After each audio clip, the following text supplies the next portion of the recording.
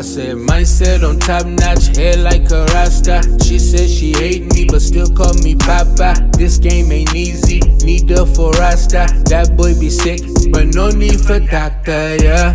When I'm in the kitchen, it get hotter, yeah. Simpson's on a mission, can I stop us, yeah. Every single shot they try to block us, yeah. They done created the monster. On a mission, yeah. You can hate, but I got tunnel vision, yeah, yeah, yeah. Baby running like a mile a minute, yeah. Stay on track, cause I know the mission, yeah, yeah, yeah. On a mission, yeah. You can hate, but I got tunnel vision, yeah, yeah, yeah. Baby running like a mile a minute, yeah. Stay on track, cause I know the mission, yeah, yeah. On a mission, yeah, yeah, yeah. Whoa. Don't know what your position is, you're not the one I'm messing with. Welcome to the On a Mission podcast. You know, we discuss music, business. Should we may even get into some politics. But the real question is, what is your purpose and how do you stay motivated? It's your host, Jay Ali, and I got my big homie with me. You know, we grew up together, so I got to give my boy a shout out. Shout out to my big homie, KG. What up? What's up, world? On a Mission podcast, episode 1. It's your boy KG, Jay Ali. Hey, join us on this mission, man. Y'all gonna get this ism. Let's go. So, man, I just want to start off and say, how you been, bro? How's everything? I'm good, man. I can't call it, man. It was a long day today, but we here. You know what I mean? We made it to the destination. I'm ready. So, all right, man. Let's get to it. Well, let's jump into some topics. I'll let you start it off first. What you got, man? What we got going? All right, let's talk this Laker trade real quick. Oh, yeah. I think this Laker trade was huge. We really, really needed this, man. This was big, man. Everybody I know was like, what is Rob doing? We could not understand why we hadn't made a move yet. What are we waiting for? Soon as AD, first of all, we needed a move before AD went down. But soon as AD went down and I started looking at the schedule, I was like, oh, man, I don't know how we going to stay afloat. Shout out to LeBron James holding it down. LeBron James. LeBron James. Hey, Bron held us down. You know what I mean? We almost, I think we like, what, 2, 3, 4 games? I don't know, 3 or 4 games out of it, right? If I'm not mistaken. 3, 4 games out of being 500? Out of being like, and in like the 6th place or something, 6th or 7th place in the West.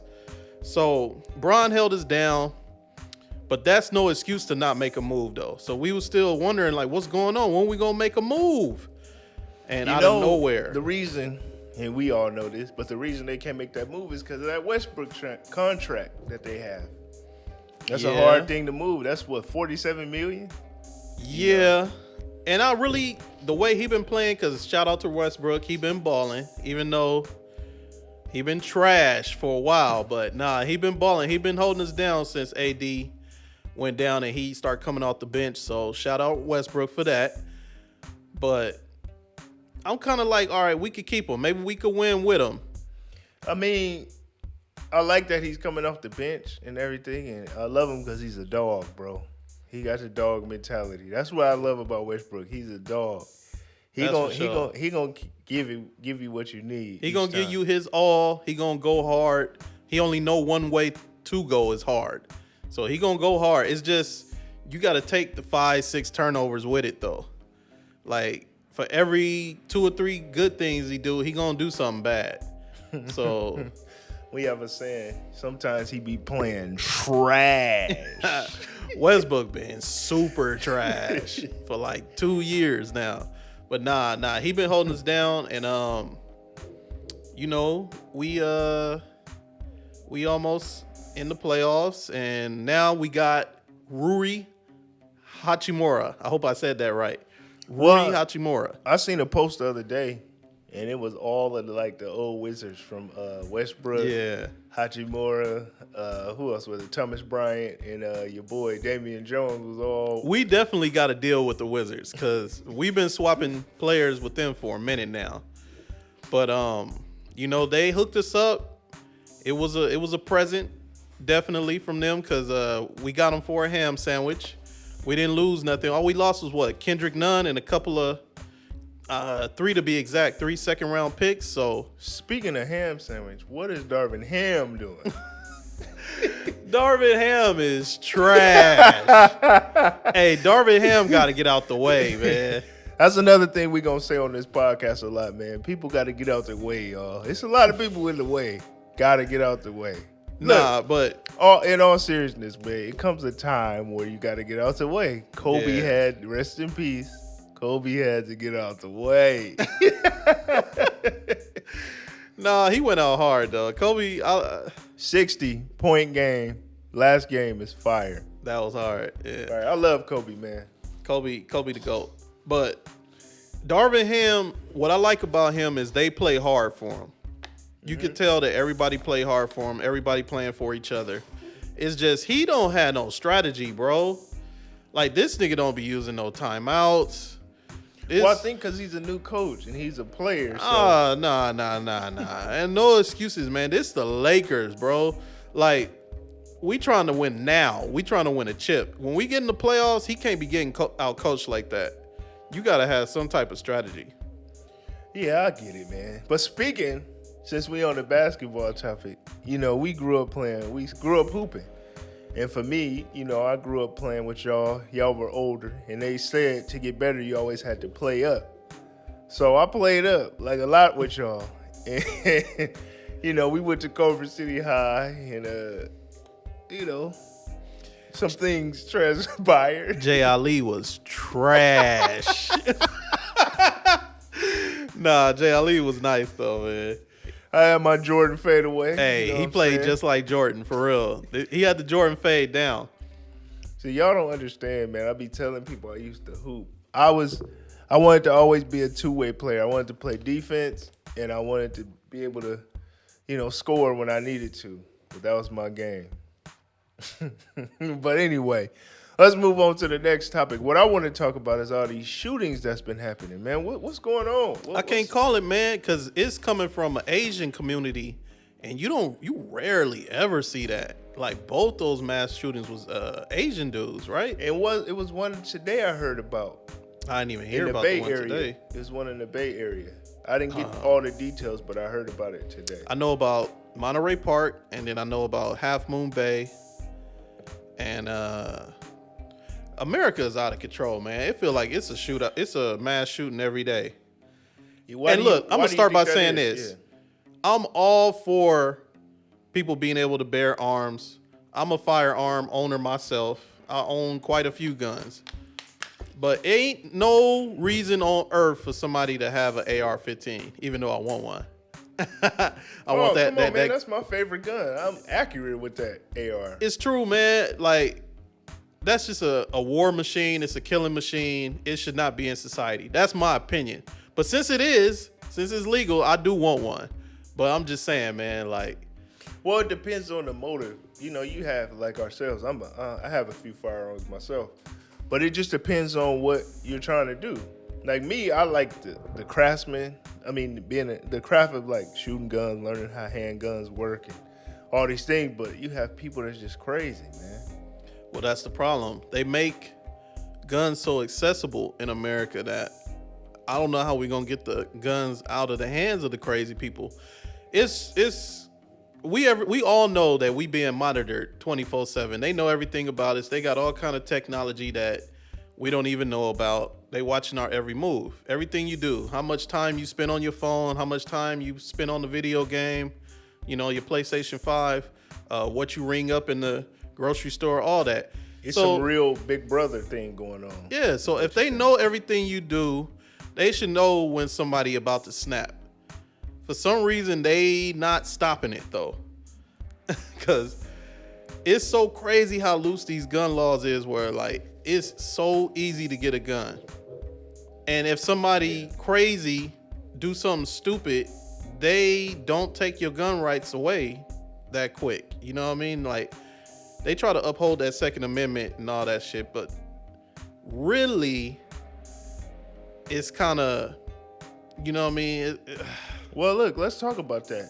There's some states, and we know some states out there where it's it's legal for certain people. They say, oh yeah, you can have a legal gun, but come on, man, all of the shootings and things that's been happening to our people, you just look and see like, damn, man, like this is really, more for them than it is us. That's how I feel. Oh, yeah. You going anywhere from Amarillo, Texas to Vader, Texas. These That's places a fact. When they talking this Second Amendment stuff, they saying it's because in case the tyranny of the government starts to affect the people, to where they trying to take over the people, then we have the right to form a militia and fight back against the government.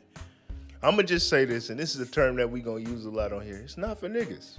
It's not for niggas, because I was about to get to that. I was about to say, see, they stand behind that Second Amendment right, and they preach that, but let niggas start forming a militia. They'll lock us up, so they'll change the laws so fast. Like Come it on, was man. it was a militia. Black Panthers. It was. Oh yeah, they definitely got rid of the Black Panthers, but it was a militia that was formed during the riots during the pandemic or whatever. You remember that? Yeah, I forgot his name, but long story short, they threw that dude in jail, and I'm mad at the black community for not standing up for him and trying to see what's going on with that, because it was in the news for like a day, and it didn't really go viral. People didn't really talk about it. But I'm sorry, I didn't mean to cut you off, that's bro. cool. But to jump on that topic, and I feel like this is a good thing to talk about, ignorance is selling. I'm to the age now, I'm 36 years old, bro. I'm sick of the ignorance. Me and you talk about it all the time. Yeah. But when I'm in these schools every day and I really see, like, today, for example, I worked with some kids and they were acting out. And I'm like, well, instead of jumping on them right away, I'm like, why are they acting out? You know what I'm saying? And so we had them do an exercise where, what do core values mean to you? What are some examples of something that's holding you back? And a lot of them wrote gang violence, neighborhood, the community. So you see the people that are acting out the most, they say, I asked one dude, I said, man, it says, why did you circle divorce? He said, man, it's affected me. I don't have my pops in the house. So these kids are smarter than they give them credit for. You know what I'm saying? Yeah, but definitely. I'm reading and I'm looking at what they're writing down. Like one girl said she struggled with depression. So I asked her, I said, what do you do? That's real big nowadays. Yeah. That's heavy. Yeah, I said, what do you do to fight your depression? She said, I draw. I do art. So I said, well, let me see your art. Man, this art was crazy.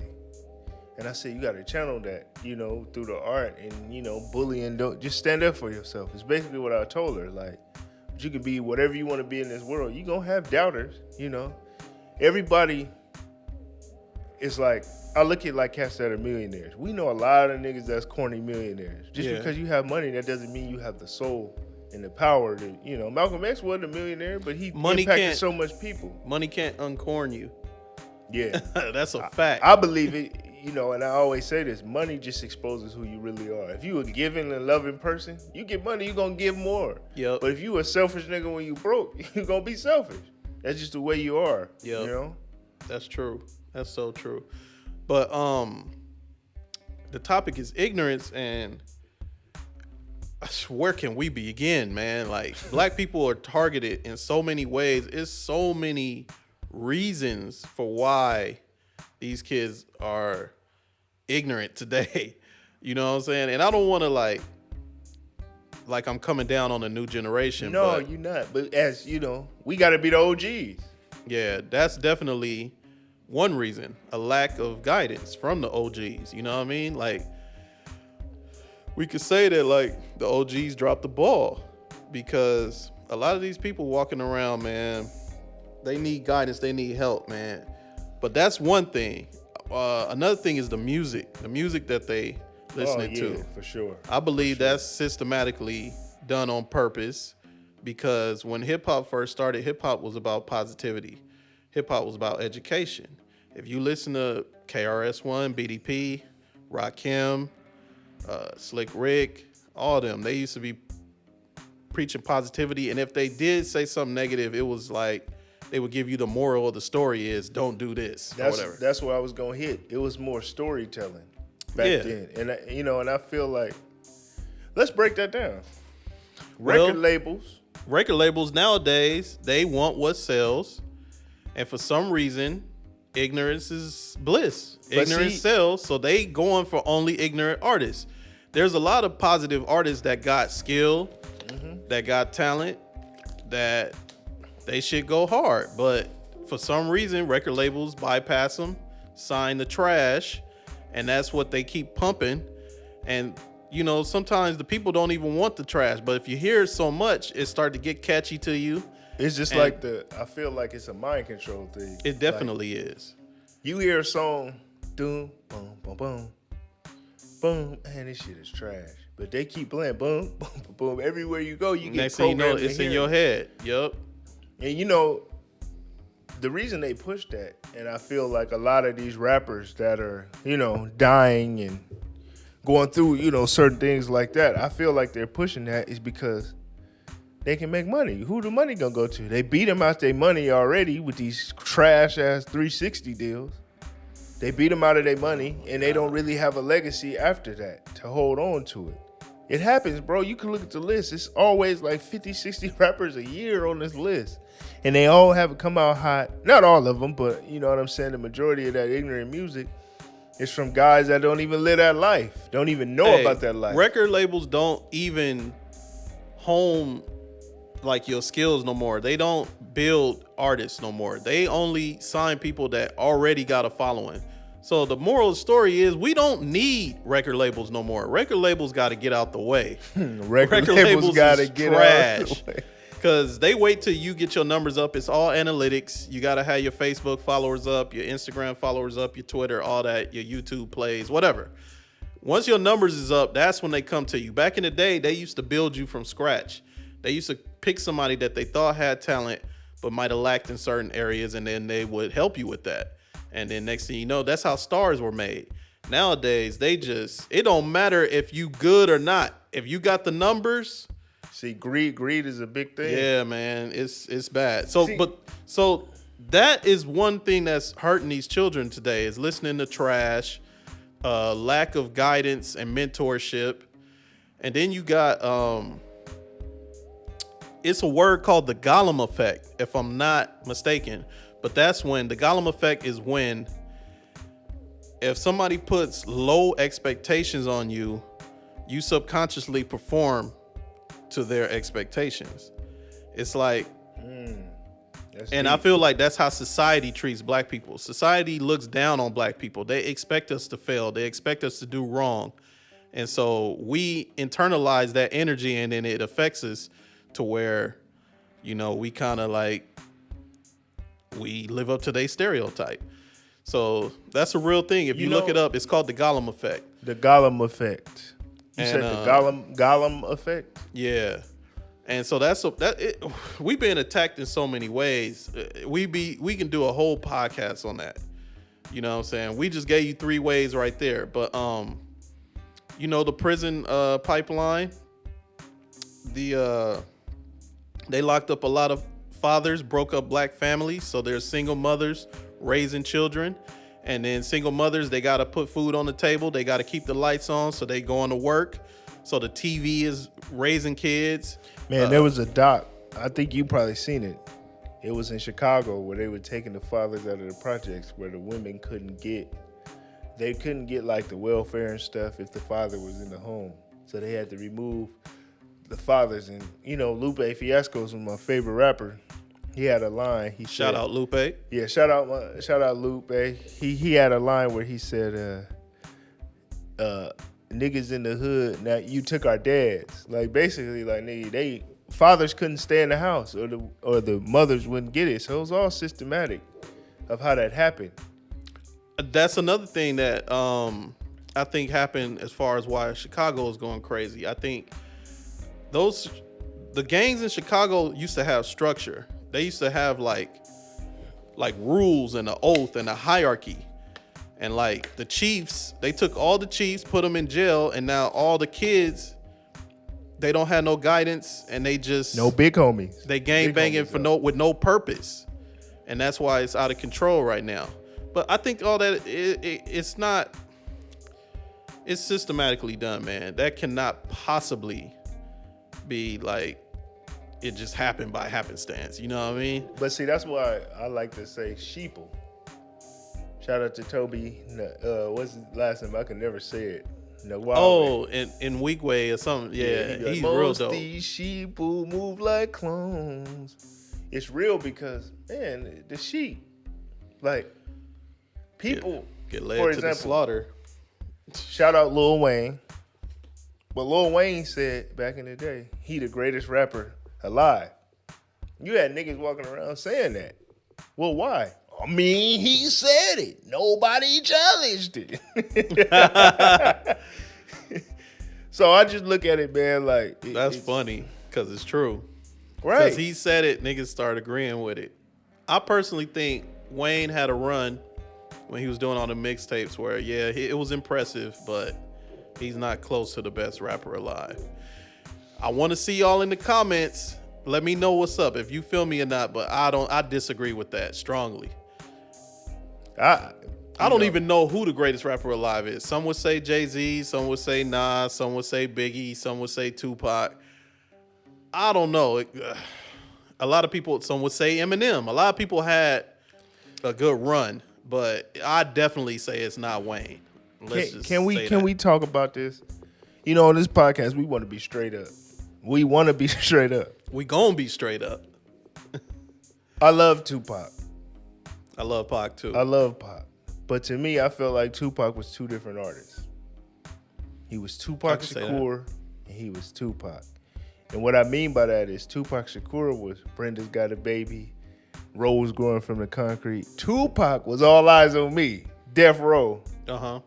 So when people tell me and they say certain things, they'll be like, yeah, you know, he paved the way. It's like, well, how mature are you at 25?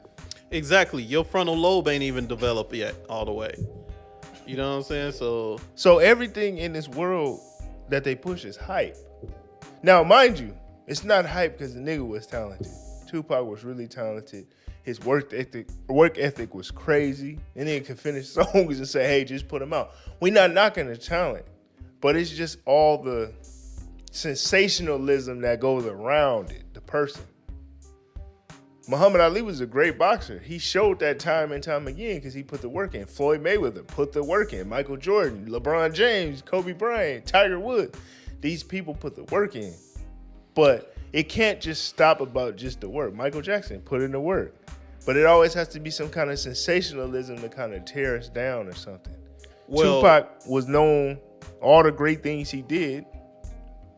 Last image we see of him is stumping somebody out, a notorious Crip, in Las Vegas in a casino because you own one or something. You know what I'm saying? Like Southside Crip, Orlando. What was it? Orlando Anderson? Orlando Anderson, yes. Man, look. Tupac was extremely talented poet. His best attribute to me is when his delivery, like when he delivered his poems, you felt him.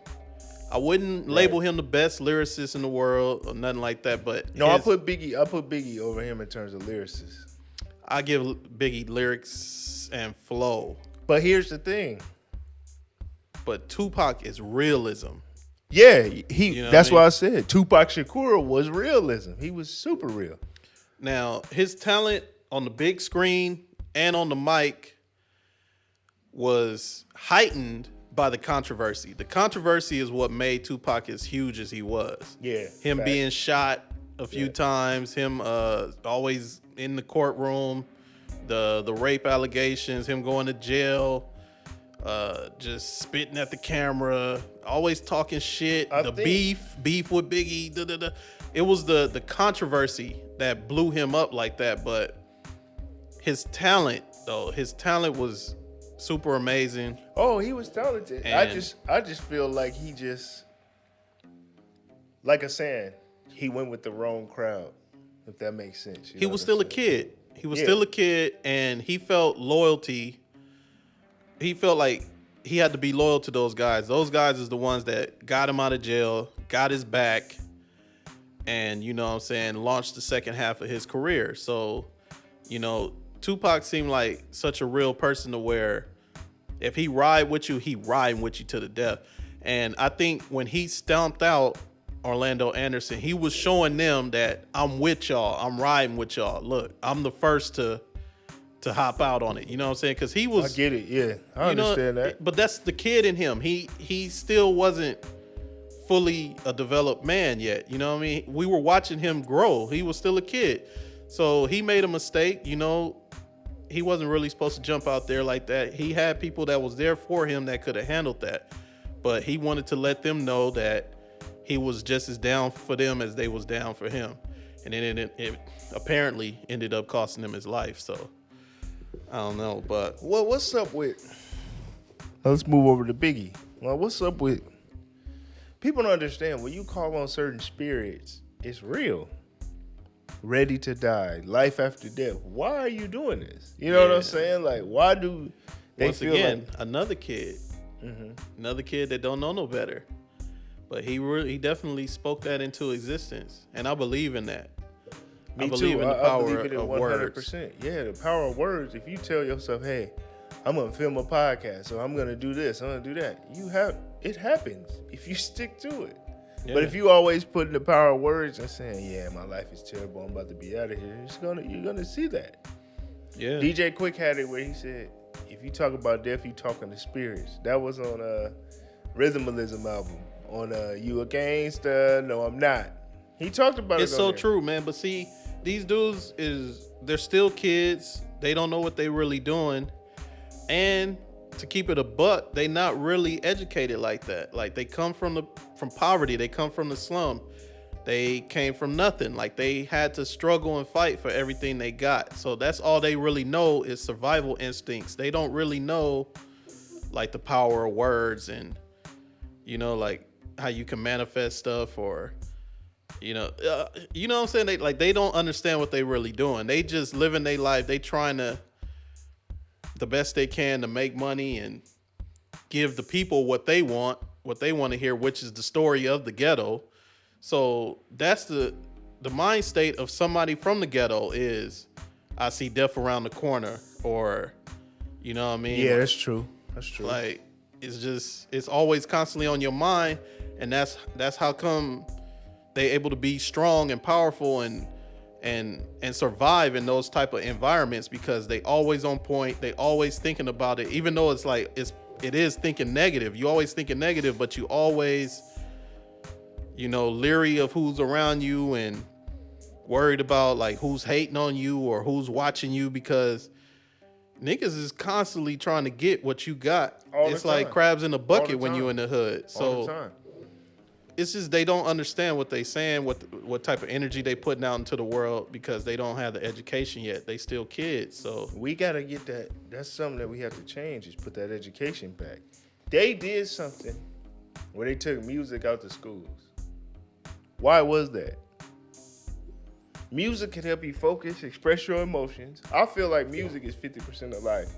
Because that's something you can express your emotions. You can go back and say, this song made me feel like this. This made me do this. This made me do that. You know what I'm saying? They took that away. Well, America is all about greed, man.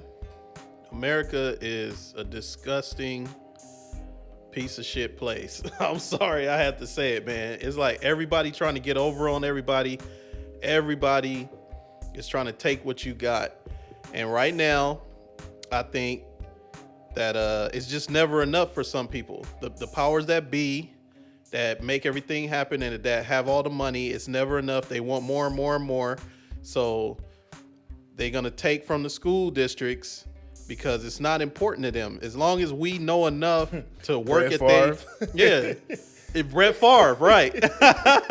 As long as they feel like as long as we know enough to be able to serve their corporations and be zombies and do as we're told and work for them, like the bare minimum, like little math here, little English, little history, their history, little science. That's it. They feel like we don't need extracurricular activities. We don't need the arts. We don't need music. We don't need none of that. Like they just want us to have the bare minimum so that we can go work for them. You got to look at it like I was always taught, you never live extreme, meaning far right, or let's just say left is capitalism. You don't want to be too far capitalist. You'd be Bernie Madoff. I don't know if y'all know about what he did. You know what I'm saying? He scammed. He made off with people's money. Yeah, one of the biggest make-offers of all time. One of the biggest scam artists. To the right, far right, is communism, where you can't do nothing. You're in control. You're told what to eat. I always was just taught to keep the middle course. Don't be too extreme over here. Don't be too extreme over here. How about you do what you feel is right or wrong? What you like what you identify with. See, that's why we have free will and conscience and all. This stuff means stuff. People don't realize that. Are being brainwashed by these channels: Fox News, MSNBC, CNN, OAN, all that stuff. The left and the right, they brainwashing people because look, let's say you don't agree with abortion. Let's say that you don't agree with abortion, so you would tend to be a right winger, right? Now, if you label yourself a right winger, that means you gotta also not only don't agree with abortion, but you gotta want to get rid of entitlements like Social Security and Medicare and all that. You also gotta what else they like or they don't like. You gotta be against the gays, gay people being married and all that stuff. You gotta be an evangelical because you're on the right. You gotta be all these different things that you got to identify as just because you agree with one thing. And no one person is like that. Like, just because you agree with this, you can agree with some stuff on the left as well. You don't have to just like label yourself as a left or a right. You are an individual that has opinion. Yeah. Yeah. You know, it's getting into this topic that I was going to bring up today. Since we having this conversation. But let me just finish this thought. Yeah. Basically, I was getting to you don't have to identify with a group. Everybody's searching for a group to be a part of. Just be yourself. You know what I'm saying? You know what your morals and values are. Facts. And you 100%. vote on that based upon your morals and values. You don't got to attach yourself to a group and then adopt all their morals and values just to be a part of them. Like, that's to keep it real, man, we all independents. We all in the middle. We conservative about some stuff and we liberal about other things. And that's how it should be. You don't have to be one or the other. Go ahead. What was you about to say? Well, no, I was getting to, because it kind of ties into this next topic about Beyonce doing a show in Dubai and making $24 million. And the LGBTQ community is mad at her because Dubai is anti-gay. Now, first of all, get the fuck out of here, man. First, let's say that. First of all, get to the camera. I don't care who. Cancel me, motherfucker. I don't give a fuck. Look, man, because Beyonce is not gay. First of all, let's start there. She's married to Jay-Z, right? 100%. She's a heterosexual woman. Right. Because you are gay, she can't go to Dubai and get that $24 million bag? Is that how much it was? $24 million? $24 million. So she can't go get the bag because Dubai don't cater to gays. Is that what it is? Yeah, the country is anti-gay, but that's get the fuck out of here, man. So, like my boy James Jefferson said, he said, man, $24 million, I'll go put on the Candace Owens shirt and perform and make that money and perform for the Klan. I thought that shit was funny, but you know, I feel I feel like people live your life the way you want to live it. You know what I'm saying? But at the same time, y'all doing too much. So let me ask you this: what are they doing? They trying to cancel Beyonce or something? Like what? They just said, some people were certain people in the community was upset that she did that show out there, knowing that Dubai is anti-gay. But that's not part of the culture out there. It's different. It's a Muslim country. Come on, bro. You know what I so mean? Because you can't go to Dubai or you not socially accepted in Dubai, Beyonce can't go to Dubai now. Listen to how that sounds. And the cold part, about the whole thing was it was a private concert. They wasn't supposed to film it. Somebody filmed it and put it online. So it wasn't even like they didn't even want it out there. Still though, man, come on. Even if you yourself are gay, come on, you want Beyonce to miss out on a $24 million bag because she can go somewhere that you can't go and be the way you want to be? Like, come on, man. It's not like she out there dissing gays or saying she don't want gays to get married or... Not at all. She didn't say that at all. Yeah, come on, She didn't make man. that statement. Look, Beyonce knows as an entertainer. Her job is she loves to perform. What's wrong with her performing? What if people said, oh, well, she's performing at an LGBTQ, whatever, concert. People don't even have a right to be mad at her about that. Yeah, it's people that's totally against the LGBTQ community. So she's supposed to lose all them fans because she did a LGBTQ community concert? Like, come on, man. Yeah, I felt it was cancel culture is out of control now, man. Everybody just trying to find a reason to be upset. Like we got too much. We got too much freedom, man. That's what it is. We got too much freedom. We too safe. We don't got to worry about lions, tigers, and bears attacking us. You know what I'm saying? We can go out, have a nice latte, and go to our Pilates class and go to the beach and hang out. Like life is too easy to where motherfuckers just got to create something in their mind to be mad about. Yeah, facts. Like, that's ridiculous, man. Let that girl go get her bag, man. Get your bag and, you know. She gonna come back to the States and perform for you soon. Just sit back and wait. Yeah, she never said anything about that. Like, you know what I'm saying? It's just, they try to make it such a thin line now. And we didn't deal with this back in the day. We did not. We did not at all.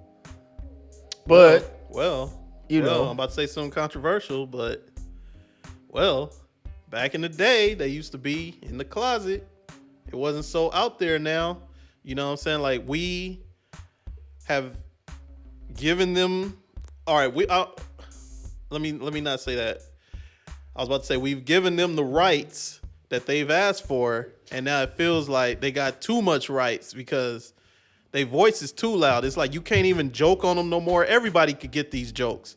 You can't even go to Dubai and get your bag. Like everything is like, it's so super sensitive when it comes to yeah, come on, man. Like, it's ridiculous, man. Like back in the day when they was in the closet, we didn't have these problems because it wasn't socially acceptable to be gay. You know what I mean? Or it wasn't really promoted on TV and the radio and all that in the media like it is now.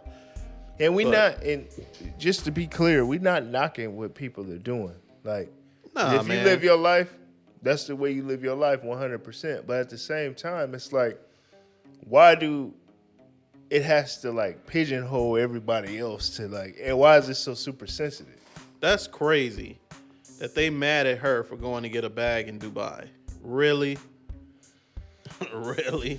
I didn't even hear about that. That's crazy. Yeah, it was. I heard about it. That's wild. Well, now to kind of shift topics and get, that gets kind of, you can go on and on about that. Let's talk about your boy Joe Biden being at a black church. That boy was shell shocked, wasn't he? He was shell shocked. Oh, hey, whoever booked that for him, they dirty, bro. They dirty. Whoever put him up on stage, that's crazy. Man, people was singing and dancing and clapping. He didn't know what was going on. He was just standing there like, it looked like he was scared. It looked like he was embarrassed. He didn't know what to do. That was crazy. You remember, it's another funny thing before we get back into Joe Biden. Remember when OJ beat the case and he went to the black church? And he was looking the same way because OJ ain't been around that many black people in his life, man. I'm not black, I'm OJ. Right. Here's the thing, OJ, sit your ass down. Just OJ gotta get out the way.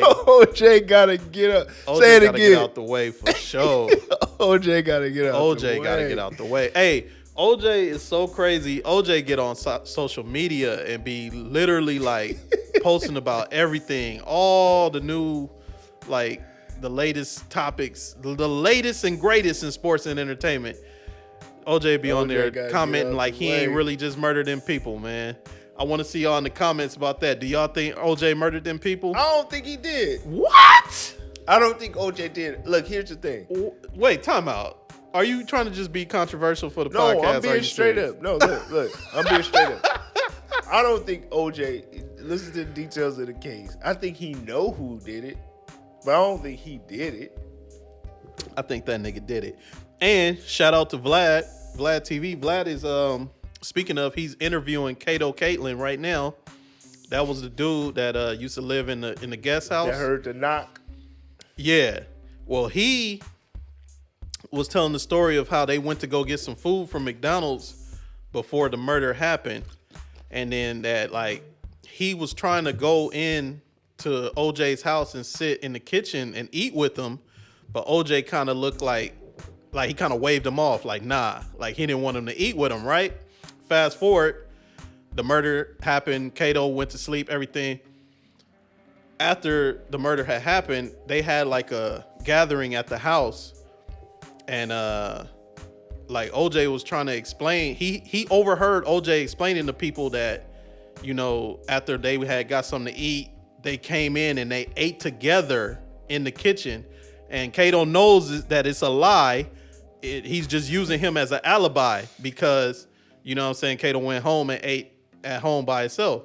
So if OJ didn't do it, why would he lie and use Kato as an alibi? Okay, I'm going to say it like this. If it doesn't fit, you must have quit. Man. Did your boy Mark Furman not plant blood on the scene? Did he tamper with the blood or not? Mark Furman was definitely racist. He got caught using the N-word repeatedly. Mark Furman was trash. Mark Furman was trash on the stand. He the reason probably that the case was. He tampered with the blood. What are you doing? Nah, I think when you look at the science, the blood, it was so much blood because they were killed by, you know, through stabbing, that the blood shrunk the gloves when it dried. My nigga. And there's a theory that OJ was on these pills that, like, because he swell up or something like that. It was something like that, and he wasn't taking his pills during the trial, so his hands swole up because he wasn't taking his pills. If it wasn't for the dream team, you had Robert Kardashian, Kim Kardashian pops. You had Johnny Cochran, Robert Shapiro. I remember watching this 1995. Johnny Cochran was the man. Johnny Cochran got him off. Johnny Cochran came with that, if it don't fit, you must have quit. And the way that he talked to the jury, I just think he know who did it, because there's a part in it when he went home after the case, and he went and they showed footage of him going in the house, and it was even that footage of when your boy Cuba Gooding Jr. redid the OJ. But there's footage of him going in that house, and he said they never interviewed Faye Resnick. They never interviewed her. She didn't take the stand. So that's why I believe he knew who did it, because OJ was wild and he came up with it. If I would have did the murders, here's how I would have did it. Yeah. Like, what are you doing? Yeah, with that book or whatever. Hey, OJ did that shit. I'm gonna tell you why OJ did that shit. Another thing is when he went to Chicago, I believe it was, he stayed in a hotel, and when he was on the stand, one of the theories was that he cut his hand in Chicago. Cut his finger, yeah. Yeah, and then he said, yeah, he agreed to that. Like, he went along with that story, but it turns out if he cut his hand in Chicago, how was there blood in the vehicle and all that? Like, that don't make no sense. You know what I'm saying? Like, look, I wish Hakeem was here. Shout out to my cousin, but we was on the freeway and we saw that slow speed chase. That's funny. With Kato Kalin. We was living off of, we was in West LA. I ain't gonna tell where I was, but we was in West LA and we seen OJ. We hopped on the roof and we seen him drive by slow. We couldn't see him in there, but it was a nigga in the back laying down. But Kato Kalin was driving. I mean, his boy Al. Was it Al? I don't remember. It was some football player. I forgot. Al Collins or something like that, right? Something like that. Anyway, but I was gonna say, like, the blood was in the truck because of Mark Furman, bro. Hey,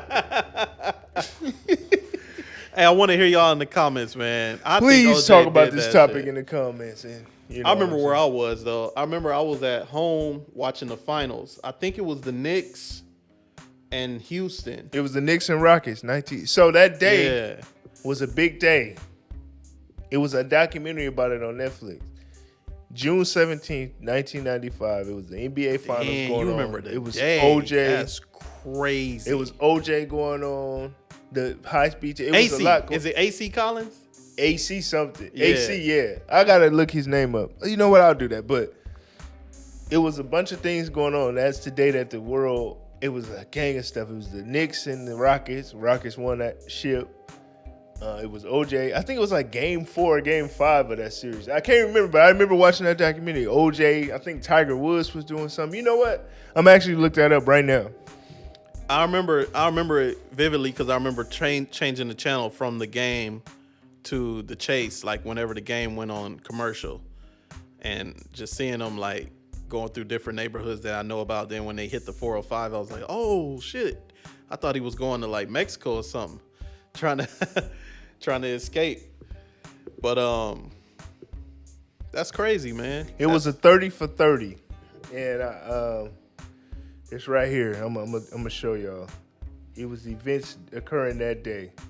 Arnold Palmer won his final round at the 1994 U.S. Open. It was June 17th, 1994. Wow. My birthday's June 19th, so I was born in '86, so I was 8 years old.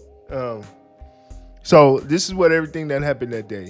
It was Arnold Palmer won the U.S. Open. 1994 FIFA World Cup hosted first time in the U.S.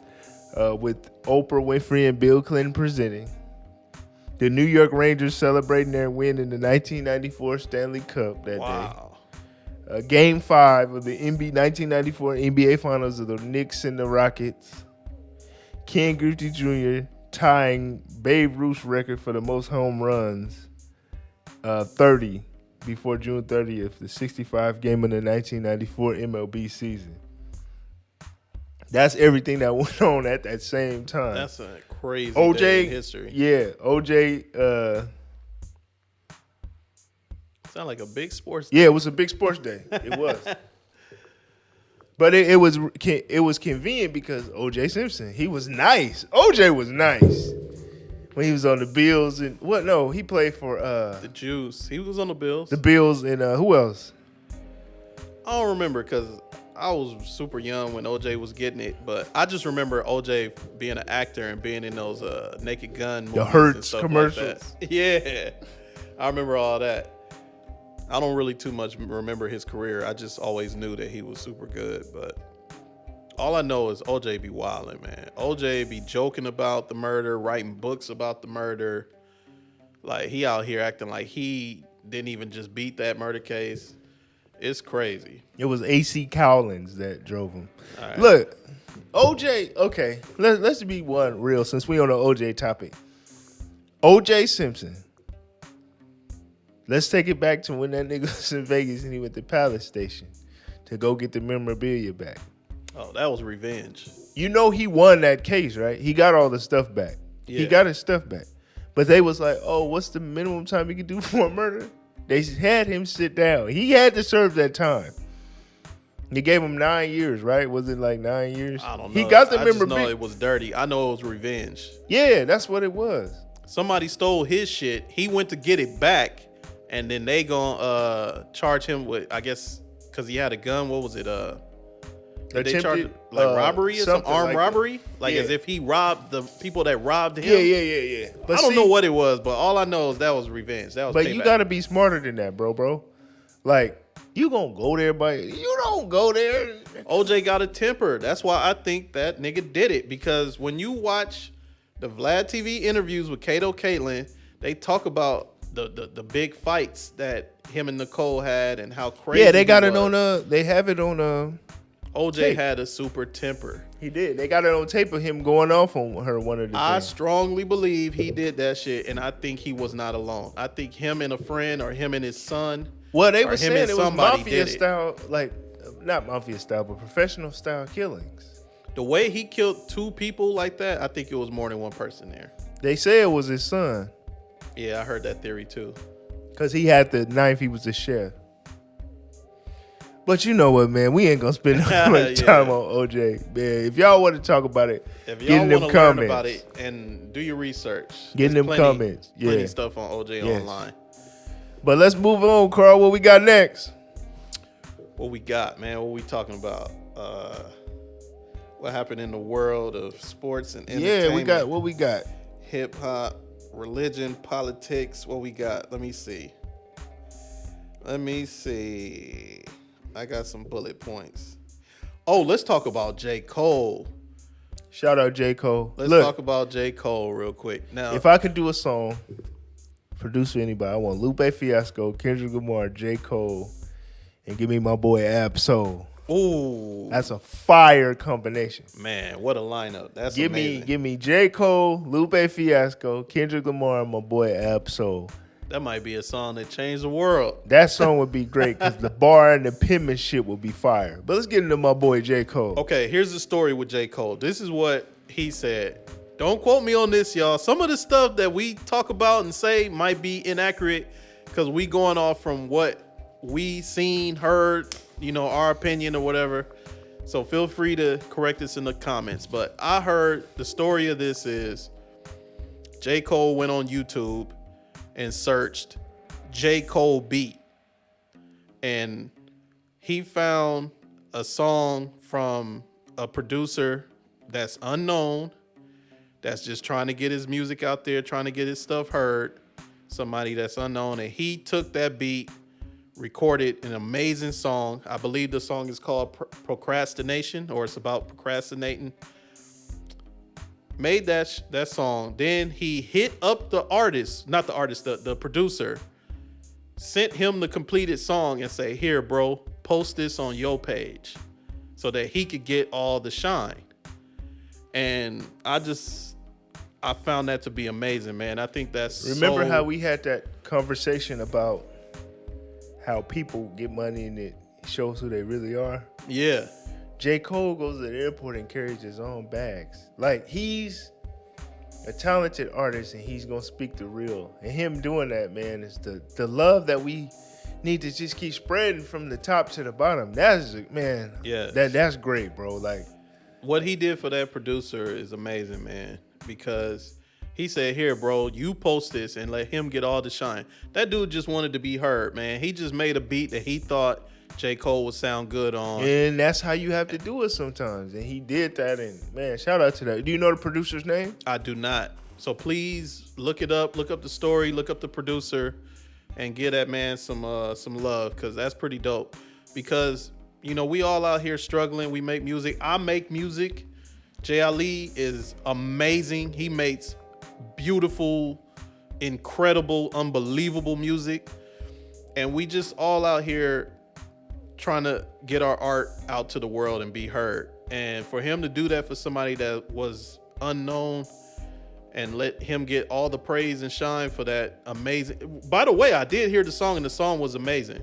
J. Cole is amazing. He didn't even give him no trash. Like, he gave him a real song. J. Cole is for the people, man. Like, he was out there and when the pandemic is going on. And I gotta just give Lil Baby his shine too. That Black Lives Matter record he did was hard. Like, Lil Baby's super talented. I love his melodies. He's a talented artist. And his flow. He's really talented. So you want to give that. I just love like people that take the craft serious. Yeah. You know what I'm saying? And you have people that do. I had to just start waking up to certain music and like, oh, okay, that's dope what they're doing. You know what I'm saying? But yeah, shout out to J. Cole, because that's an amazing rollout for whatever project you about to drop. Nah, J. Cole, man, the 1985 effect when he talked about that, and he was schooling the youngest. He wasn't dissing; he was just schooling, man. I love J. Cole's music, man, and I definitely Cole. If you see this interview, man, this podcast, bro, you one of the ghosts, bro, and I definitely would love to work with you. Super fast shout out, man. He's dope. Now let's get into what else we got, man? I thought of something. What else we got? Well, Unc was courtside at the Laker game, and he almost got into it with the Grizz.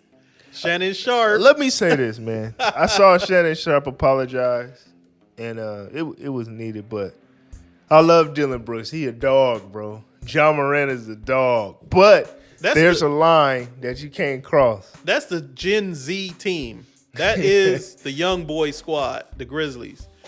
They raw. I like the Grizzlies a lot. I think they got a chance to win the chip, but they gotta slow down though, man.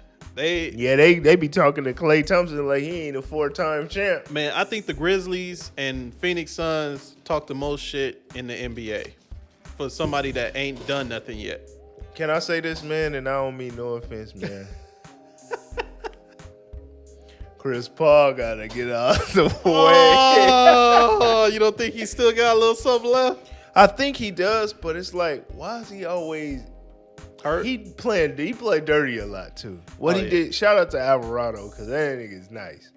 But the elbow and Zion and them. This is a game that happened been early doing in this the for season. years. His entire career is full of dirty plays.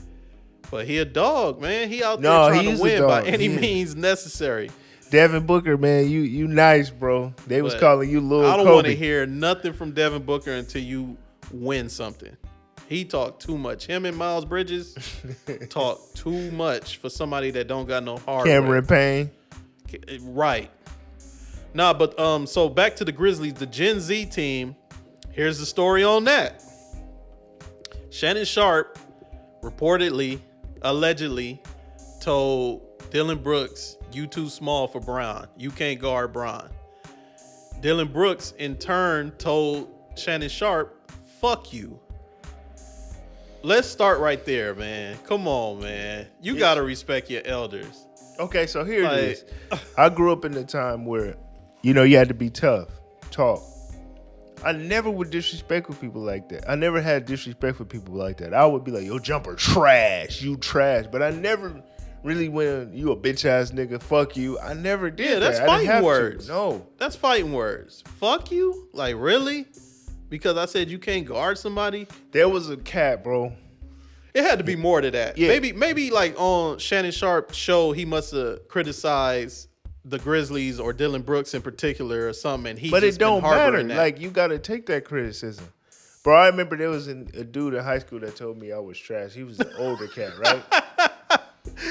Hey, when I used to play one-on-one with you, I used to tell you was trash. Yeah, they used to. But I remember, and I lost this game. I'm being straight up. Bro, we went 12-12 going to 13, and he got this little layup at the end.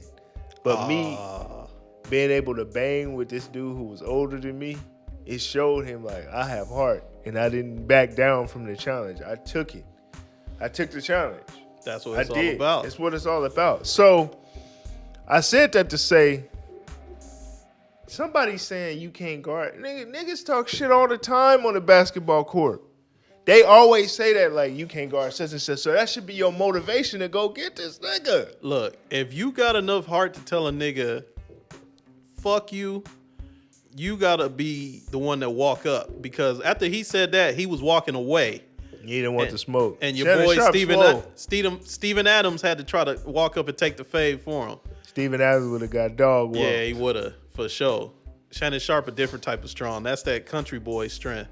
And Shannon Sharp apologized, but, he loved Bron. And that's why I love to see them, how they came out. And, And Bron posted that. Bron had his back. Yeah. But look, there's more to the story. So after... I just got to say this one time on camera. Let's go, Jen. Let's go, Jen. Let's go, Jen. Shout out Shannon Sharp, man. Love what you're doing with your podcast, bro. For real, man. Everything that he do is dope. Shannon Sharp is that guy. And I got to get some of his drink, Le Portier. Yeah, I'm going to try that. I want to try that too. Yes, sir. Yeah. But my bad, bro. Get on to it. Oh, so after Dylan Brooks said, fuck you, then Ja Morant come behind him chirping. So it wasn't really disclosed what he said, but after he came up there chirping, then his dad, T. Morant, walking up chirping. And he the one that really didn't want them problems. T. Morant got to get out the way. T. Morant got to get out the way. That was trash. Because the series of events that happened after all that chirping, that was trash. That was suspect. T. Moran, you gotta let your boy handle that. You gotta get out. No way on earth, if all them people wasn't right there, would he be walking up on Shannon Sharp talking like that? Yeah, man. You know what I'm No saying? way. No. Ain't no way. Shannon Sharp would dog walk T. Moran and Ja Moran at the same time. But so it was like a big commotion on the court. You know what I mean? It went from courtside to on the court, and security had to escort Unc off the court. But they didn't kick him out the game. He came back to the game later on, but That's when Dylan Brooks said he shouldn't, if it was a regular civilian, he should have been kicked out. Hater shit. See, he got something against Sharp. Sharp must have criticized him on his show. But it doesn't matter, bro. We take criticism like all the time. People don't believe that we could be doing this right now. I don't care.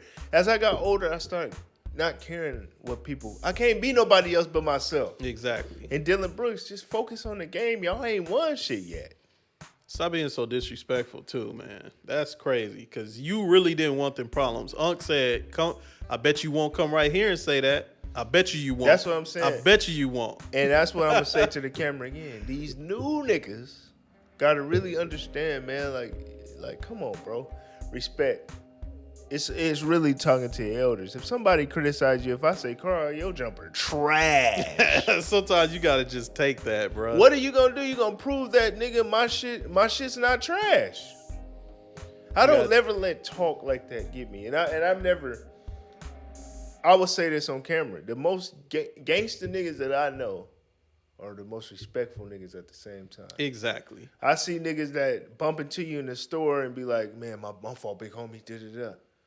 That's respect. That's this the nigga realest probably shit got, ever. you know what I'm saying? Ain't no telling what he doing, but I talk to niggas that really live that life, and they the most respectful nigga. A real man is like, oh, I'm sorry about that, bro. Apologize. Because you give out what you get. Niggas that do all that talking and be turned up and all that, they be the ones that be getting fucked up in jail. All the time. Or on the street all the time, no matter what. Time. Real niggas don't have to talk. They show you with their actions. But all that puffing up and quick to like, what you say and fuck you and all that, like, nah, nigga. Nigga gonna find out. Fuck around and find out. For real. Fuck around and find out. There's gonna be another one. Well, this time we're gonna take a quick break. I got a new record out. I'm gonna play 2 records, On a Mission and Deep Down. Make sure y'all check this out, man. These 2 joints. We'll be back in a few minutes. Yup.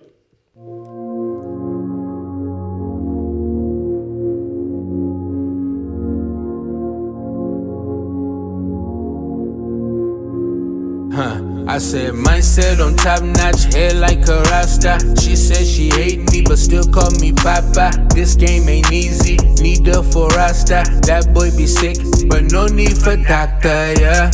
When I'm in the kitchen, it get hotter, yeah. Teams is on a mission, can I stop us, yeah.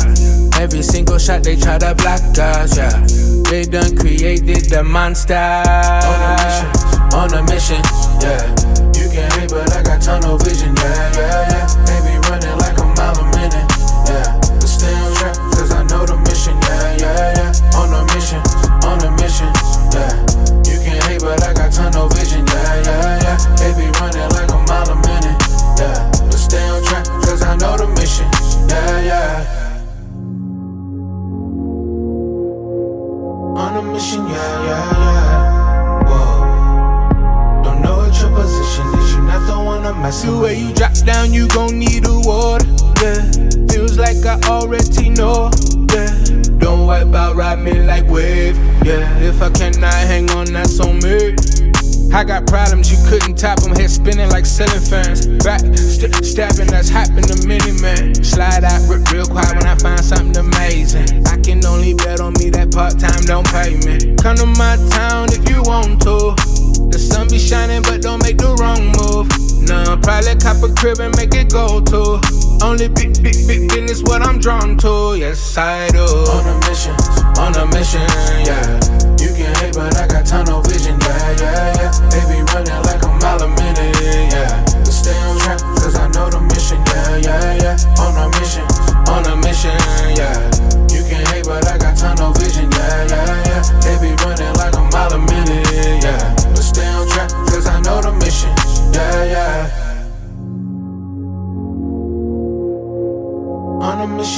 yeah. Whoa. Don't know what your position is, you're not the one I'm messing with.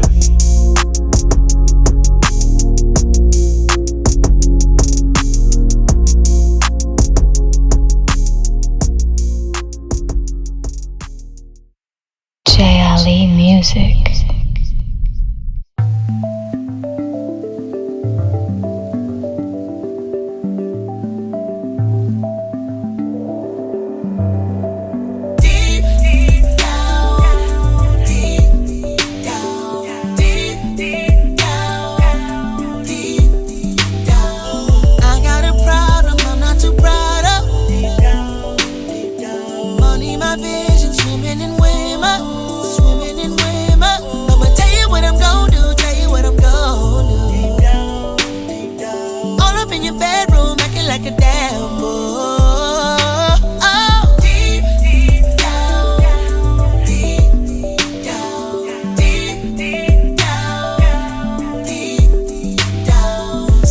Surprise, open your eyes, feel me inside. Deep down. Call out my name, I wanna play pleasure and pain. Deep down. If you wanna scream, put your head up in a pillow. Deep down. When I give it, throw it right back like that. If you bite me, I'ma bite back. Can't take it, then you tap. Deep down.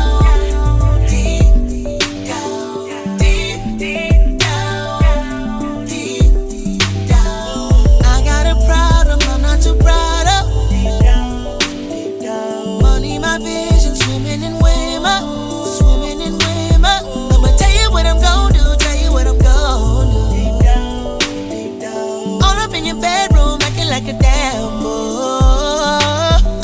Deep down, deep down, deep down, oh, deep down. I'll kiss your lips down to your hips, down to your lips. Oh, rain fall on me, all over me, set your body free. Scratching my back when I go. When I give it, throw it right back like that. If you bite me, I'ma bite back. Can't take it, then you tap. Deep down, deep down, deep down, deep down. I got a problem, I'm not too proud of. I just gotta tell you, baby. Money, my vision, swimming in women, swimming. I'ma tell you what I'm gon' do, tell you what I'm gon' do. All up in your bedroom, acting like a damn boy. Oh, deep down, deep down, deep down, deep down, no, not deep down, deep down. I wanna go deep down, no.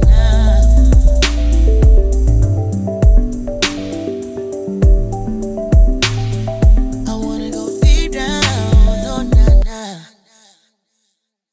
JLE Music. We're back on the Mission Podcast. Hopefully y'all enjoyed that music. You can get your merch and everything at jlemusic.com. You know, we'll give some more handles at the end of the show. But right now, let's jump back into some topics. What we got, KG? All right, what's happening, man? Your girl, Young Miami, man, she liked the golden showers. I never would have knew. Oh my God. I never would have thought. Your boy, take that, doing that. They call him P. Diddy now. P. Diddy. Some shit, I feel like Young Miami, a.k.a. Carisha. First, she didn't like her name like that, but now she's embracing it, which is her name. Why even put that out there? People, I think they love shock value so much they just say anything. Do you really believe she's into that? Yeah. The way she was embracing it, it looked like she... These new niggas. These new niggas gotta get out the way. Gotta get out the way. Nah, I don't know, man. Like, yeah, everybody be trying to put a hot take out there, you know, just to get clicks or whatever. But it looked like she really meant that. It looked like that's what she liked. So I wouldn't be surprised, man. Everybody got their own get down, you know? But you want to just...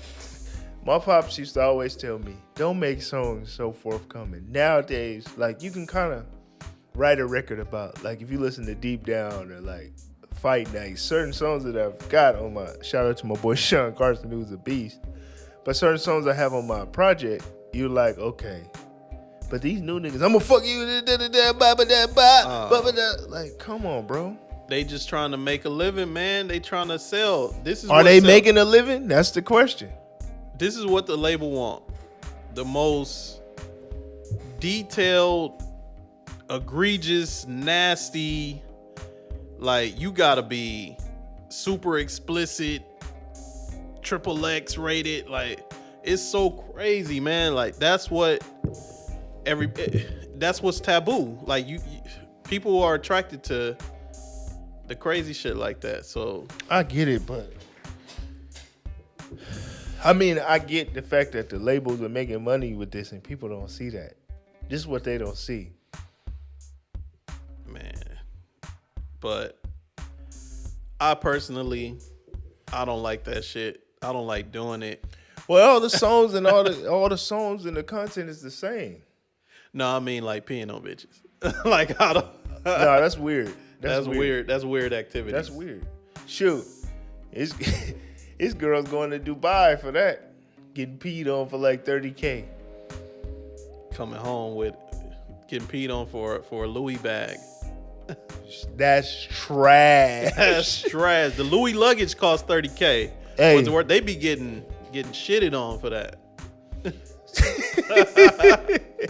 Hey, the ignorance gotta get out the way. Man, the ignorance is trash.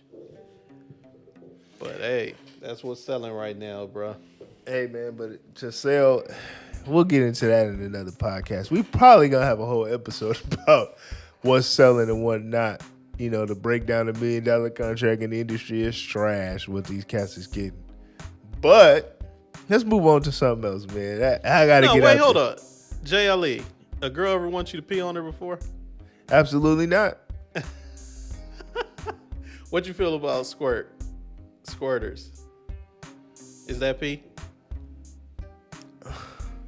No, I don't think so. I don't think so either. I don't think it's pee. It's something different. But that's the only type of pee on that I'm accepting, is if you pleasure her so much that she starts squirting. That's it. See, I don't really like getting into all the details of what I do with my lady. I can't. Yeah, but I'm just saying, man, like, that's wild. That's R. Kelly activities. You know what I mean? It's sick activity, to be honest. Yeah, and to put that out there. Like, I don't know if you remember, Lotto was at an award show, and she said to the little girl, I'm in a sec. What did she say? I don't remember the exact what she said, but it was kind of like, why are you telling a little girl this? Oh, man. I seen some footage on, speaking of little girls, I seen some footage online where they show Nelly when he do that song, It's All in My Head. He was calling up like little girls, like they look 12, 13. No, and then man. I promise you, it's online. I saw it on Instagram. And then he pull them like close to him, and they go like head to head. He looking into their eyes, and he doing a verse.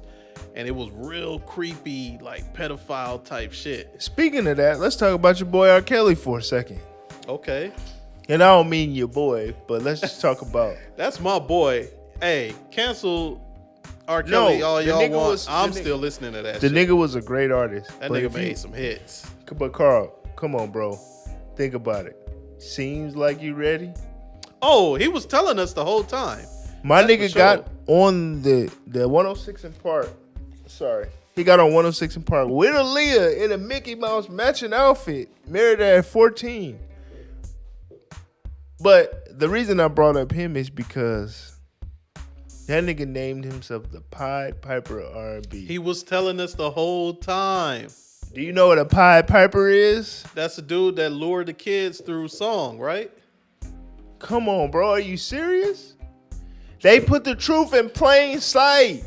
He was telling us the whole time. He wrote Age Ain't Nothing But a Number for Aaliyah. And the niggas on the album cover in the back standing on the wall. Come on, bro. Man. R. Kelly had to get out the way, and he's out the way. He a wild boy, man.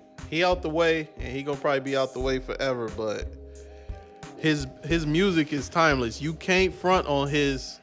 No, you can't. His art. I like the Chocolate Factory album. I think this shit is hard. But like then when you really think about what is this nigga really talking about? What's that Red album? It was R&B. Yeah, that was fire. That has fire. Your body's called. Think about that song. What are you talking about, kid? You remind me of my dream. We could break down a gang of R. Kelly songs where he telling you straight up, "I like kids," but I didn't catch on to it though. Speaking of that, do you think my nigga Michael was guilty? Michael Jackson. To be honest, no. I never thought Mike touched them kids. Thank you, me either. I thought Mike was a big ass kid. He wanted to lay in the bed, eat ice cream, climb trees, and talk about kid shit and watch cartoons. I don't think he touched them kids, man. I don't think so. I think he just. I don't think so. You know, Eddie Griffin had said something on Vlad. It was a dope interview. He said he would clown Michael. He said Michael rented out like 6 floors in Vegas. And he said he went and saw Michael. And he said he took his friend with him. And he said his friend got there. He was kind of starstruck. And Michael said, y'all want some champagne? And he's like, yeah, it's cool. He said his boy didn't drink nothing. And he said Michael had a sense of humor. He was just like everybody. He said, why don't y'all sit on the bed? And Eddie Griffin said, ain't that what you just got in trouble for, nigga?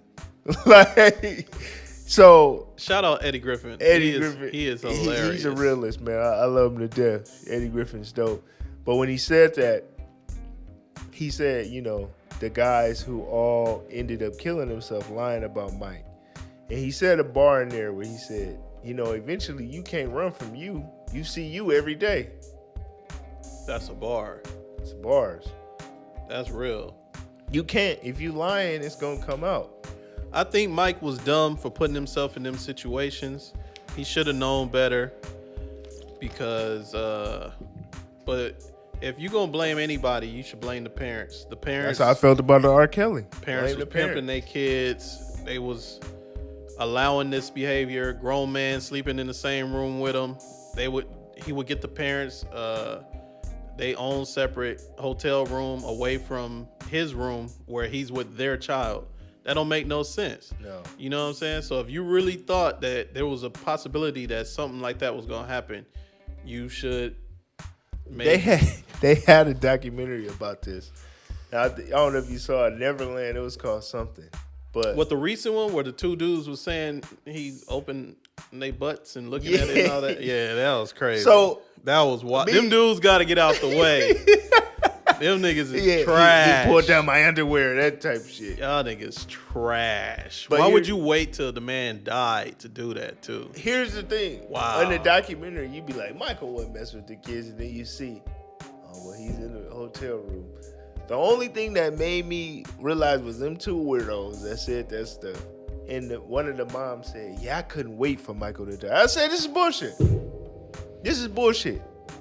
Get this shit off for TV. real though, I watched that whole documentary and it was very convincing because the way they like did it, where they made it seem like it's called editing, movie magic. Yeah, the way he did it made it seem like he had a full-on relationship with one kid, and then the kid got jealous of the other kid that he was messing with. All this crazy stuff. It's very convincing, but I still didn't believe it, man. I don't believe it. No, I didn't believe it. It was too many factors. Like the parents is too complicit. It's just, you wait till he died to come with this information. There's no way to really prove it. It's just a story. It's he say, she say. Like, it's just so, it's wild, man. I don't believe. Not only do I not want to believe it because I love Mike, but I just don't believe it, man. No, I don't believe it. They wanted something else, but we gonna break down that in a whole nother podcast. We're gonna talk about catalogs and music. We'll get to that topic, but that's gonna be on a later podcast because that's really gonna go into detail, and maybe on the next one. You know, I think we should break down that whole catalogs and how that thing works with music. But what we got, man, before we get up out of here? One more topic. Let's see what happened. Yeah. What man, happened shout out in to the y'all, world? man. Please get in this comments. I'm doing this podcast with my big homie KG. Very Please smart guy. like, comment, and subscribe. share. On a Mission podcast is what this is the thing, on a mission. I'm on a mission to change lives. I'm on a mission to bring change. I'm on a mission to be better. I'm on a mission to really move mountains. That's what I'm on a mission for. That's why that record is so deep. Shout out to my boy Walter French, my brother.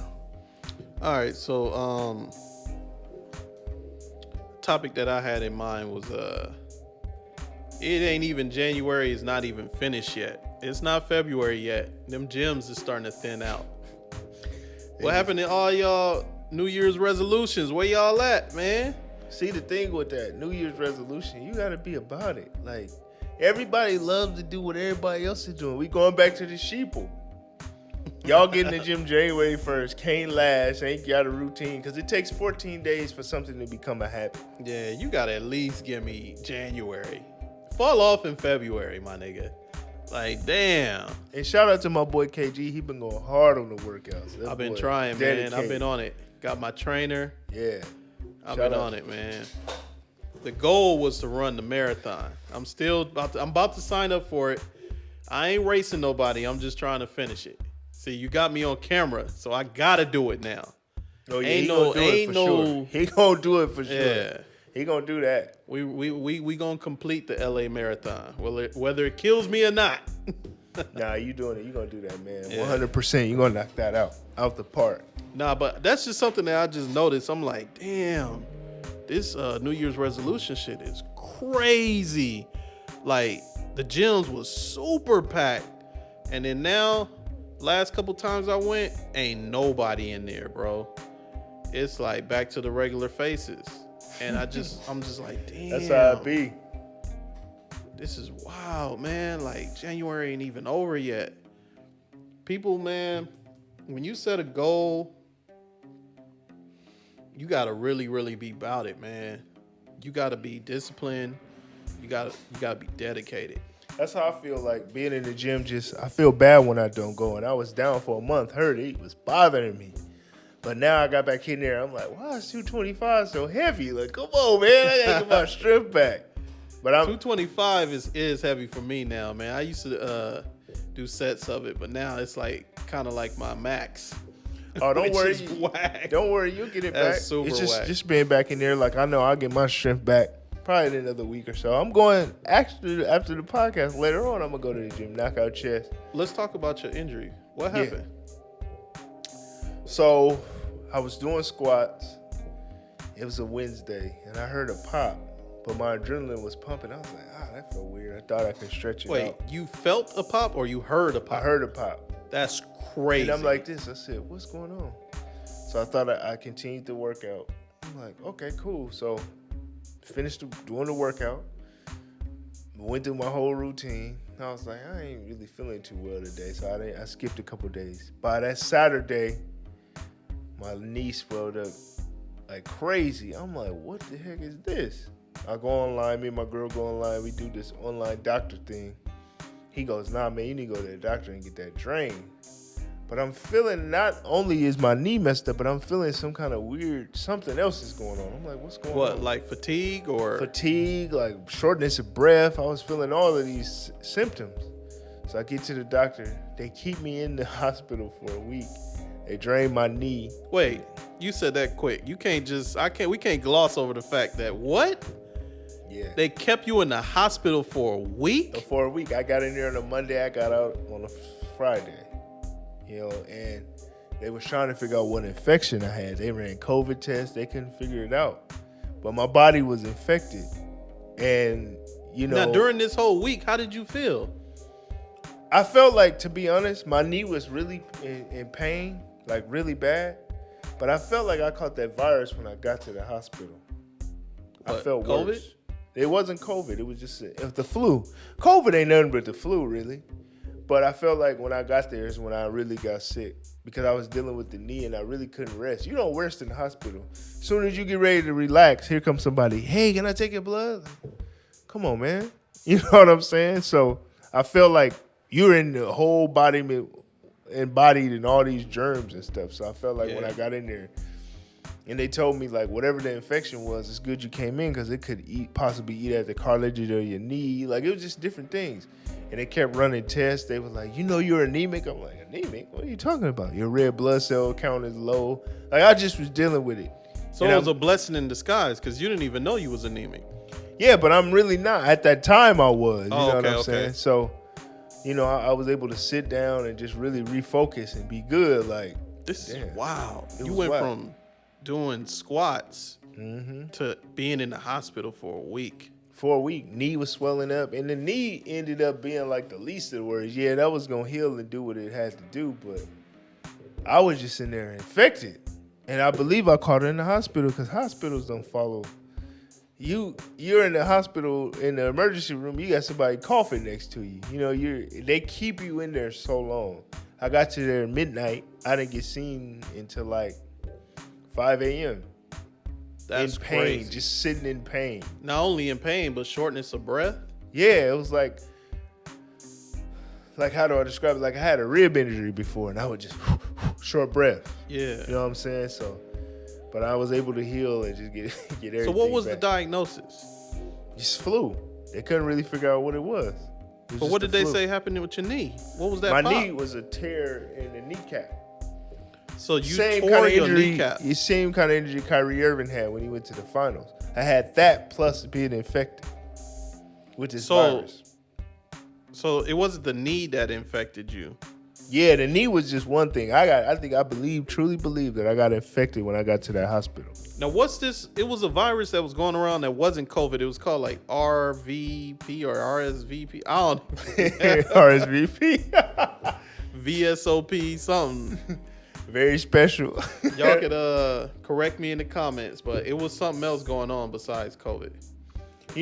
When COVID went on, I believe I caught it November 2019, man. I got super sick, bro. Like, and then COVID hit. But I got super sick. Like November, I remember it's Thanksgiving and I got sick, and then I went and got sick again. Like I was having all the symptoms, no taste. And they say COVID been around for the longest time. I mean, it was coronavirus, then COVID, then Delta variant. It was around, and I just believe COVID was around before they really announced it as being officially COVID, and they started the fear mongers with it, which was probably March of 2020. And that's another injury I got hurt. Day before quarantine happened, I had a herniated disc. But not to we're gonna come back to that, but I knew of people that was getting super sick, like on that COVID type sick, way before. It was like maybe October of 2019. So that's why I was saying, like, COVID was around way before it like really got popular. Oh, I believe it. I believe it. 100%. Yeah, I knew a lot of people, like over 15 people that had got super duper sick around October, November, and they didn't know what it was. It was like something more than the flu, something that they had never experienced before. So COVID was around earlier than we think. Yeah, I believe that. I believe. What was you about to say about your herniated disc? Oh, I was down for 6.5 months during the quarantine. How you do that? Doing deadlifts. Damn, nigga. You hurting yourself in the gym, man. You gotta get some gym membership insurance. Nah, it was just trying to do too much. Wasn't really paying attention, and the 315 got away from me on deadlifts. And I was working out in the backyard during the quarantine. It was about to be the shutdown. Damn. And got hurt. But that sitting down made me master my album, get it out. Nigga, you like AD. Yeah, nah. You gotta get out the way. Hey, AD gotta get out the way. AD is trash. I love AD, man, because when he playing, he an MVP player. AD the best player in the NBA when he playing. He is. He nice. He better than Giannis, better than Kawhi. He just got better than KD. I don't care what none of y'all niggas say in the comments. AD is the best player in the NBA. He just got to be on the court. Hey, speaking of that, real talk, we about to get out of here in a minute, but James Harden's feet, man, what was he doing? James Harden feet look like old grandma feet with diabetes and... Yeah, what is that, man? Y'all, what are y'all doing? I was off James Harden when he said he lost 100 pounds. Bro, do you know how you would look? You'll be 120 something. James Harden got to get out the way. He's trash now too, by the way. He went from MVP of the NBA to trash. He's like a role player over there right now. Shout out to John Wall, because John Wall said when he got traded to the Rockets, he said, yeah, James Harden said, I'm about to go to Lil Baby birthday in Atlanta. He's like, nigga, that's why he don't win, man. He too worried about partying and kicking it. He not doing all the necessary stuff that it takes to be a champion. No, James 100%. Harden had super game. James Harden was super nice, but he just never was as dedicated or as driven as a Kobe or a Bron or as disciplined as like a Giannis. Look how Giannis rebuilt his body and like turned himself into Giannis the truth. Shout out to Giannis.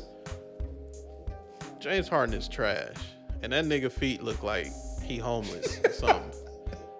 Come on, bro. You got all that money. If you got, I'm not sure, but I'm almost positive James Harden probably made over at least $200 million. Oh, he had to easily. I think he made more than bro. that. You can't take care of your feet with some of that money. Go see a podiatrist, bro. Deion feet was looking bad too. Deion, man. Deion did a lot in them feet though. But still, Deion was playing football and baseball. And I just saw a dunk contest on Instagram recently where he was. Oh, I got to see that. Contest. Yeah, it was like Deion and Chris Carter and who else? It was like, was it Ken Griffey Jr.? It was like athletes from all types of different types of sports, and they had did like a little. Like a dunk contest, like a celebrity dunk contest. Shit, that's hard, man. Well, look, man. I wish I could remember who it was. If you can, please send that to me. We'll play that on the show so you can see that one time. But look, man, we gonna get up out of here, y'all. It's been great vibing with y'all, on the Mission Podcast, Jayali Music on all handles, JAYALI Music. And make sure you head over to jalimusic.com to get your merch. And see what I got going on, man. It's a whole bunch of content that's on the way. We got the podcast going and new sketches on the way. Like I told y'all, I ain't forgot about y'all. And KG, I'm going to pass it to you, man. Where can they find you at? Hey, man, I'm on all social media platforms. You know what I'm saying? I'm Zulay. ZOOLAY. I'm Zulay. At Zulay on all social media platforms. And, you're going to catch me on this podcast, giving y'all this ism, giving y'all this game, talking this shit. And go check us out, man. Check us out on all platforms. Check out the merch. Check out the website. Check out the music. We got a lot of good shit for y'all coming soon. Yeah, man, and y'all be safe. And remember, put in the comments, what's your purpose? What motivates you on a mission? Y'all be safe. Peace. Jayali Music.